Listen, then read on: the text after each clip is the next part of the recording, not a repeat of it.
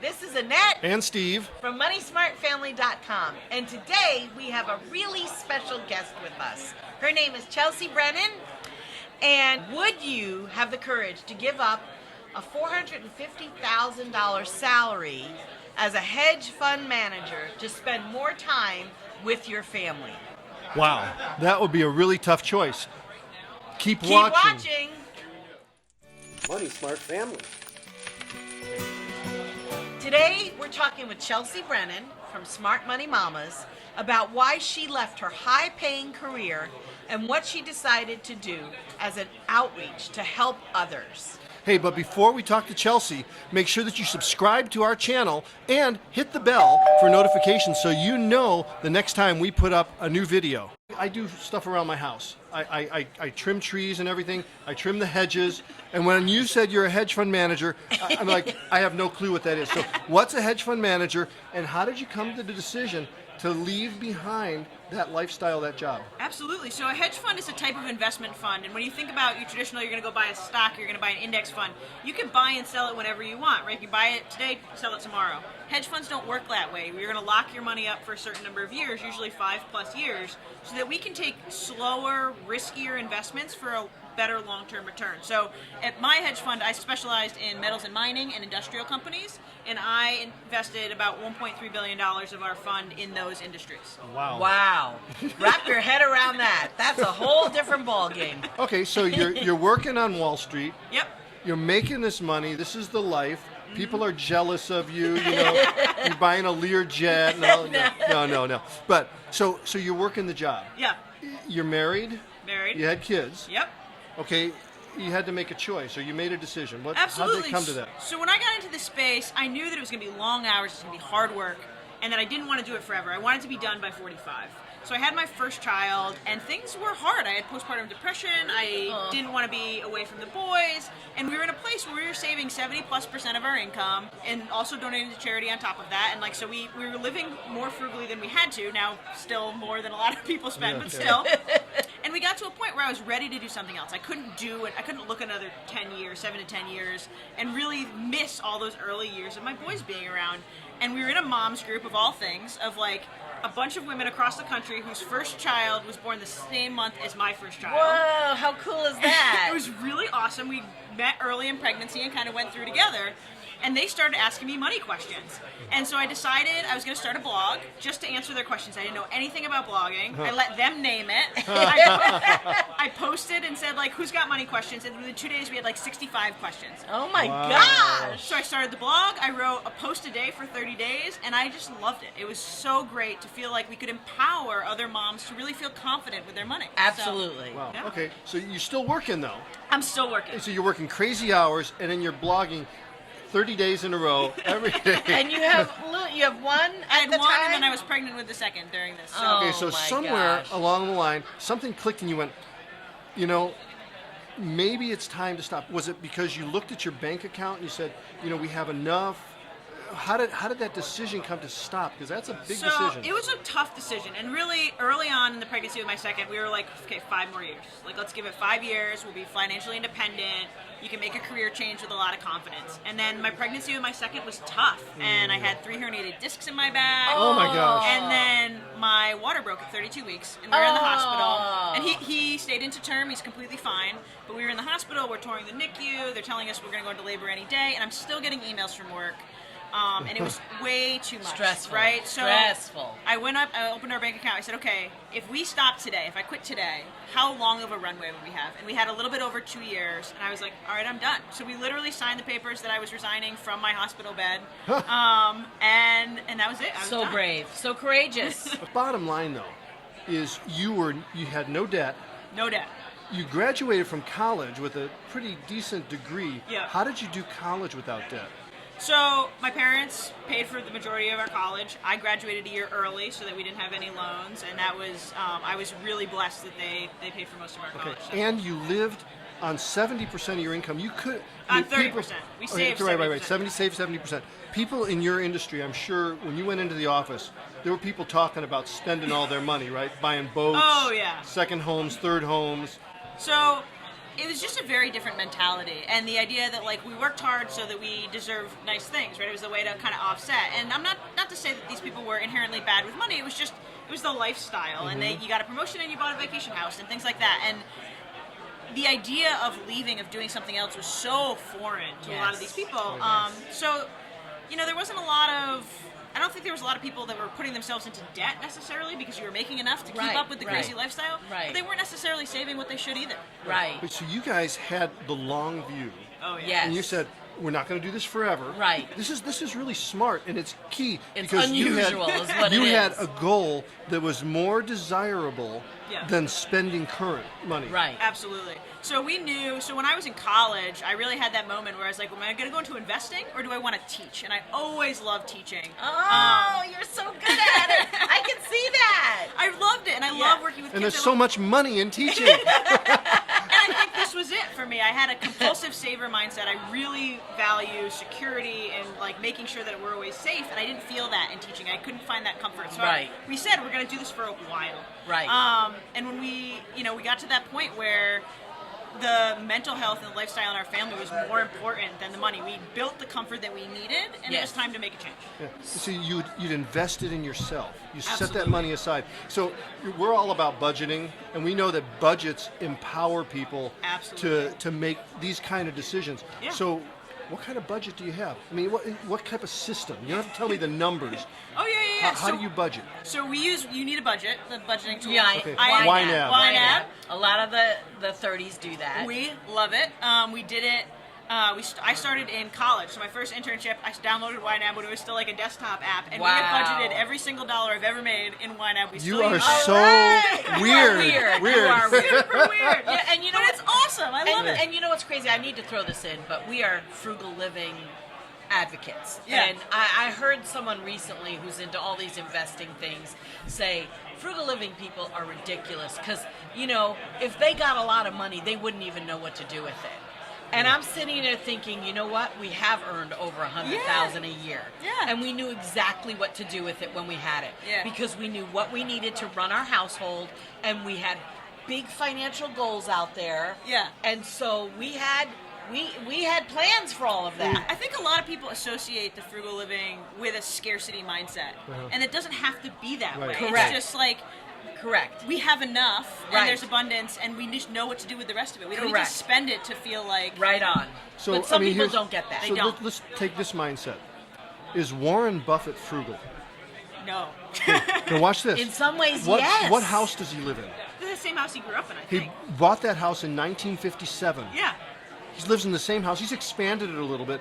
I read a But biography. he's capable of living in a mansion or He has other houses. Yeah. Yeah. But I read a biography written about him, and they said his wife, it's kind of a weird relationship. They're still married, but anyway, She he spent said a lot of time in Cleveland, right? he said no, I think she does. Right? You're probably right. I don't know. they said he'd be happy with an easy chair and a 60-watt bulb and a book. Yeah. He's 'Cause got he loves to he's got read. a simple lifestyle mentality, and that Absolutely. enables him to do a lot more things. We were being interviewed for the first Today Show, Megan Reedy, and she said, Annette says, "I'm the Warren Buffett of groceries." And off camera, Megan goes to us, "I interviewed Warren Buffett.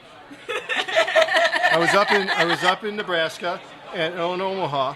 And we finished the interview, and he offered to take me out I offered to take him out to lunch on NBC. Yeah. And he said, "No, let me take you out to lunch. I want to take you to my favorite restaurant." So she thought, She thought, "Oh, this is gonna man, be he's good." really wealthy. We're gonna go to a fancy So he place. drives her in his car, and drives up. Wait for it. To Wendy's. He says, "We're gonna eat here. Because he owns it. I own this place." And I like it. He tells her, I like it. This was a struggle with us of like I had a hard time referring to us as frugal because 30% of our income was still a lot more than a lot of families Right, have. yeah. So I didn't Right. associate it with frugality. I think it works the same way with him in a much bigger scale Yeah. of like, Right. yes, he's frugal for his income, absolutely, and like definitely has needs that or desires that are less than he could afford. Right. So Now, you're married. I'm married. What does your husband do? So my husband is a stay-at-home dad. Okay. He had many careers before that. He was a yacht captain for a number of years, which is a fascinating job. Wow. He was a captain of a couple of yachts, and then he was a construction estimator. But it was really interesting. When we were engaged, my father-in-law was talking to me, and he's like, I read this article that for really successful career women, like it usually helps to still have a spouse at home that like helps keep everything running. Right, And I was right. like, okay, great, like whatever. And my husband heard this conversation, and that later it started a conversation. He's like, I've always kind of been interested in being a stay-at-home dad. He's like, I love to be outside. I love to be with kids. Like, if he's like, I don't even know if that's possible because I've always run our finances. Like and I was like, it's definitely possible if that's what you want to do. So he's been home since our first was born. Okay, Wow. So we started off marriage. I was earning whopping $6.50 an A hour long time ago, in 1982 though, as a pay stuff that artist. was minimum wage back then. But we had our budget, Yeah. Right. and we had no debt. Right. Annette said, I want to stay home. And what we found out was she could manage I the could household. stretch that money Yeah. so much further. It was amazing. And my dad told me I should work 2 jobs, she should work 1 job, and we should save every penny we have so we could be in a house in 3 years. Yeah. I worked 1 job, did a little bit of freelancing. She stayed home. In 3 years, we had a down payment, and we paid that home off in 9 years. And Wow. our down payment was 15%. more than, was it 15%? And we bought a I'm thinking- repo, and we paid it off quick. It doesn't. You don't have to earn a lot of money. Oh, no. You have to be smart with because it. what happened is Steve climbed, Yeah. the corporate ladder, not at any one corporation, but several. Yeah. As he climbed that ladder, we made a few minor adjustments. Yeah. But we did not say, "Oh, whoa, you're Yeah. earning lots of money. Let's blow it. Let's Exactly, live it up exactly. big." We didn't. We kept a cap on our living expenses, and we were pretty much all our needs were met. Yeah. We had a little bit of extra, so that's how we paid off the house quickly. We just started socking it away on That's the great. house. So let's turn the corner. Okay. Because that was what you did, and that was a tough decision, and that was amazing. Yes. Right? Yes. So you got 2 years, 2.5 years worth of living Yeah. expenses in the bank. You didn't really know what you were going to do. You had this thing started with the moms group, Yeah, the blog was and you're already answering going. questions. You The blog had was the blog going. So you dove in with both feet. But I mean, we all know that when you start a blog, money just starts pouring in. Absolutely. Right. It was just Not- You are instantly rich No, when you no. enter the blogging I mean, community. we started in 2003. We wanted to help people. That was our goal, and we didn't know you could make money at it. Yeah. So We started before they even had ads and syndicates for websites. yeah. I mean, we affiliate marketing was like almost non-existent. We're Yeah. dinosaurs, but oh well. that's okay. All right. So how long ago did you start Smart Money Mamas? Okay, so it was originally called Mama Fish Saves because, like I said, Wait, I let Mama, what? Mama Fish Saves Mama Fish Saves. because I let my mom's group name it. Okay. Yeah. This is Don't a ever horrible let business strategy. Don't ever let a group do that. Mama Fish Saves. That's hilarious.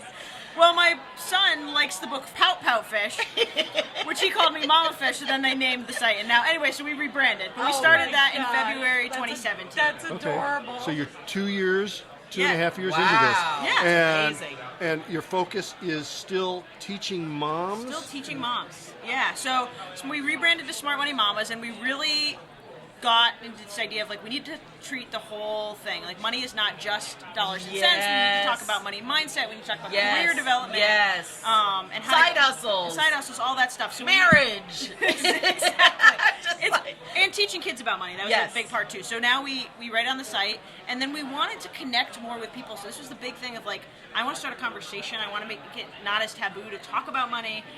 So we started the summit. We're going to start a podcast next year. So We're going to really talk growing. about the summit in a little bit. Yeah, sorry, I just kind of threw No, that no, in that's there. okay. But You the can do summit, that. the summit is got our favorite word in it. And It's I'm speaking at the summit. and it's free. But we'll Yes. tell you more about that later. Yeah. So keep watching. Yeah. So you're answering mom's questions. Yeah. You're talking about kids and money. You're talking about money mindset. You're talking about debt. You're talking about Yeah. saving. All that stuff. Everything. And all of a sudden you come up with this. Wait, there's a hole here. People are missing something. What is this family emergency binder thing? How'd that come to Sure. be? So, okay. So this is pre-blog when this came to be. It was originally created for my family because I was getting life insurance when I was pregnant with my son. I knew my husband was going to be a stay-at-home dad. I managed all our finances. And I was sitting in the room to get the physical or whatever thinking this is a lot of money in this policy. And if I was to pass away tomorrow, my husband would have zero idea how to deal with any of the money. He would have enough interesting. to sustain, but he Right. didn't manage our budget. He doesn't have access to our investment accounts. He just never did it. Yeah, so we wanted to make sure that, and especially at a time like that, right? There's so much Stress. and Yeah. emotion and grief, and Yes. you don't want to have to be learning a whole new thing in Yes, that moment. yes. So we wanted to make a step-by-step of like, here's what you do first. And it was like one way that I could make sure they were taken care of even if I wasn't around. So we laid it all out. And we actually have 2 sections that are in the family emergency binder. One is our like basic information, and that's if we come Bank to FinCon, accounts, investments. well, it's also like if we come to FinCon and they're with the grandparents, how do they get a hold of the doctor? How do they, a lot of people don't know that in most states, if you're not a direct parent, you can't seek care for a child. So if they broke their arm, Remember, we used to write. Yes. We used to write a permission document every time we traveled. Yes. yeah, so it's got all that in there. Very cool. And then we have the need to know information, which is like if something really traumatic happened, you were incapacitated or you passed away. Here's what to do. Like here's the steps that we do to do the budget. Here's what's on auto pay and how to turn it off. All that kind of stuff. So it's really just a handbook of like here's what needs to get done around the house. So How much time would you anticipate it would take someone to completely fill out the family emergency binder? So to fill it out, it generally takes people. They do an hour, 30 minutes to an hour a week for a couple of weeks is generally how long it takes to Not get too it filled bad. out. And it takes, and usually some of that time is collecting the paperwork, Right. or a lot of conversations between couples. They start one Yes. starts to go through it and say like, I don't actually know how to fill this out, so can we sit down and talk about it? Yes. So I know you're probably thinking, man, that's overwhelming. but the cool thing is, this is like building an emergency fund or writing a will. You do the planning for it, and once you get it done, the sense of accomplishment, peace, resolve is huge. Right, and we're going to have a link to purchase that family emergency binder Yeah. right And it- below the yeah. video. And it's not ridiculously expensive. No. Now, my question is, I'm sitting here thinking, Google Drives, Google Docs, making it accessible to more people. Is this a printable thing only, or is it available as a PDF that you can fill in online, keep on your computer? So it's a fillable PDF. Okay. You can print it out and fill it out by hand if you're more comfortable. We have a lot of people buy it for their parents for that Yes. reason. But it's a fillable PDF. I'm very careful about telling people like saving it on Google Drive, things like that are not secure and encrypted. Yes. This has all your account numbers in it. Yes. Good point. So we save it in LastPass, which is like a password yeah. protection service, Yes. and you can share it with family members through that. Very smart. And what we actually do is we save it on Jump Drive. So I have Jump Drive. My mom has one, and like once a year when I'm at her house or whatever, I'll plug it into my computer, download the updated version. Oh, very smart. And then she just always has it. Okay, so once a year, it's a good thing. January or something Yes. like that. Update First all 2 the accounts weeks that of go through it. January. Very cool. Yeah, we do it right around start of school because you typically have to go to the doctor, get the forms, and whatever, so you just do it all then. Yep. We are going to get to the free summit in a minute, but we want to hear Chelsea's money story. We started, how did you become so anal about money? I mean, Sounds so negative. but really, Yeah, you could think about use it. a different word. You're in college. It's accurate. You're in college and you're budgeting every penny. Most college kids are borrowing money they don't have to pay back stuff they'll never pay back, getting a degree they can't afford. They don't know where they're going. You had this money mindset from early on. How'd that happen? It's always that big nature versus nurture question, right? I mean, it started really, really young. I think I was like 7, and I'd saved up for a Game Boy. And we got to the store, and I could not separate from that money. Like, I was like, no, I don't need this thing anymore. I need to keep the money in my bank account. How long did it take you to save that money? A year, probably. Wow. Like, so Yeah. it was like I couldn't separate with it, and it's always been that way. And so my dad ran a business with a business partner. They were both 50-50 partners, and his business partner was incredible with money, just like fire before there was fire, right? And he saw my interest in it and my budget in it, so he started giving me books. And he gave me, the first one that really, really clicked was The Millionaire Next Door. Yes, Oh, yeah, we love read that. book. He gave it to me when I was 13 for my 13th birthday, and I was Oh like, my gosh. I love it. So then he gave me. What did you like? Did you like the statistical nature or the stories or the way it worked both in? I like the statistical part, but I really liked that, if you could shrink what made you happy, you were much safer, right? So it's that need for security that I always kind of had that was like, okay, if we could just set a base that I know I can always cover, I'll be okay, and the wealth will build, and then we'll have more security for my family and things like that. But I loved the stories because at that age, it was clearer. But It's such an easy book to read. such an easy book to Yes. read. So then we got Milton Friedman. One of Milton Friedman's books is a famous economist, and then we're going to Jack Bogle's books. Well, And just you kind are a of, money nerd. total money nerd. And it took off from there. So Now, was your husband raised the same way? no. So And he has no clue. So you got he's opposites. got no clue. It's just he was always good with money. He was never in debt. He never had credit card debt or anything like that. It's just that he didn't pay a whole lot of attention to it, and it was something that he was happy to have me manage. I was more comfortable with it, so we split it that way. I love the stories. I love how you were raised. I love that you took time to really consider your financial future and made decisions very carefully. Okay, so let's talk about this summit. Yes. All right, so Mamas Talk Money is a completely online conference for moms where we're going to talk about all different topics related to money, budgeting and talking to your spouse about money, career development, investing, and we really wanted to create a space where you could have conversations and really find other people that were on your same journey, right? We found a lot of moms in our community felt like there weren't people in their immediate surroundings that were focused on either being frugal or getting out of debt. And we wanted to let them know that there's lots of other people out there and they're not alone. So we put the summit together. We have over 40 speakers. Annette is one of our speakers. It's going to be great. It's completely free for 5 days. So. And that one is happening in October of 2019. That's right. But if it's wildly successful, and it already looks like it's going to be. It is going to be October every year. So you may do it again. This will be happening every year. As we speak, you have 500 people sign up on the wait list. So the way it works is you sign up for the wait list.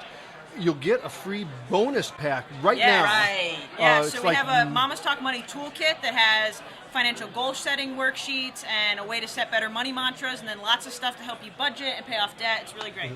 And so once they sign up, they'll be notified when registration is open. Yes. They register, and it's a 5-day summit, so they can tune in anytime, and that's free. That's free. If they want to, if they're going to miss some sessions or During whatever, the week. it's not that expensive, but you pay some money to get the ability to watch recorded sessions later on. Absolutely. So we'll have an all-access pass that you'll get lifetime access to the videos, as well as some cool upgrades like curated notes and the MP3 downloads if you prefer podcasts and you just want to listen on your computer. Okay, so here's the thing. Education and having a community of people around you that are speaking the same language. Because if you're hanging out with friends who are talking debt and dissatisfied with where they are, that's going to convince you or move you in a direction that you don't want to go. So this is like building a community, building a bunch of friends that you can walk through debt freedom and financial security with. This is really good. It's going to be awesome. We're really excited. Chelsea, thank you for joining us Thank you so much for having me. This was so easy to chat about. In the show notes below, we're going to have links to the Family Emergency Binder. You got it. We're going to have links to Smart Money Mamas, and we're going to have links to sign up for the summit. Now, if you're watching this video later on in 2020 or whatever, and the conference isn't going on right away, still go to Smart Money Mamas, and you'll be able to know if it's coming up and what's going on. Absolutely. Okay, so if you like this video, give us a thumbs up. Make sure you subscribe to our channel, and watch these videos next, somewhere around here. I don't know exactly where it's going to be, but there's going to be videos somewhere.